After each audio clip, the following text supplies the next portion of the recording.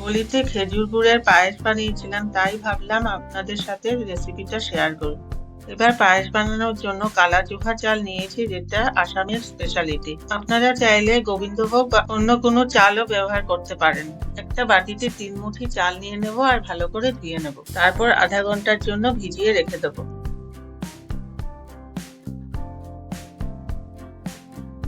এখন একটা সসপ্যানে 2 লিটার দুধ নিয়ে নেব। দুধটা ফোটা শুরু হয়ে গেছে। এখন আমরা একই সাথে গুড়টাকেও জাল দিয়ে দেবো। এখানে আমরা 250 গ্রাম খেজুর গুড় নিয়েছি। দুধটা জাল হয়ে গেছে, এখন আমরা ঠান্ডা হওয়ার জন্য রেখে দেবো। দুধটা এখন ঘন হওয়া শুরু হয়ে গেছে আর চালটাও ভালো করে ভিজে গেছে। তো এখন আমরা দুধের মধ্যে চালটা ছেড়ে দেবো। দুধে ঢালার আগে চালটা আরেকবার ভালো করে ধুয়ে নিয়েছি। চালটা আধা সেদ্ধ হয়ে গেছে আর দুধটা অনেকখানি ঘন হয়ে গেছে। এখন গ্যাসটা অফ করে একটু সময় ঠান্ডা হতে রেখে দেবো।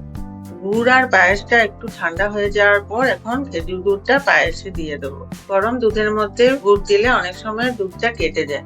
এখন গ্যাসটা অন করে দেবো আর লো ফ্লেমে পায়েসটাকে জাল দিতে থাকবো। পায়েসটা ঘন হয়ে গেছে আর চালটাও সেদ্ধ হয়ে গেছে। তো এখন আমরা পায়েসে কিশমিশ দিয়ে দেবো। পায়েসে দেওয়ার আগে কিশমিশটা আমরা একটু সময় ভিজিয়ে নিয়েছিলাম। এখন একটু সময় পায়েসটাকে জাল দিয়ে দেবো।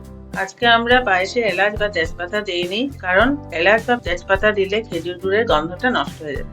পায়েসটা হয়ে গেছে, এখন গ্যাসটা বন্ধ করে দেবো আর ঠান্ডা হওয়ার পর পরিবেশন করে দেবো।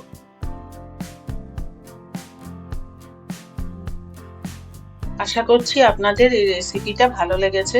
যদি ভালো লেগে থাকে তাহলে please like, share and subscribe করুন। দেখা হবে নেক্সট ভিডিওতে।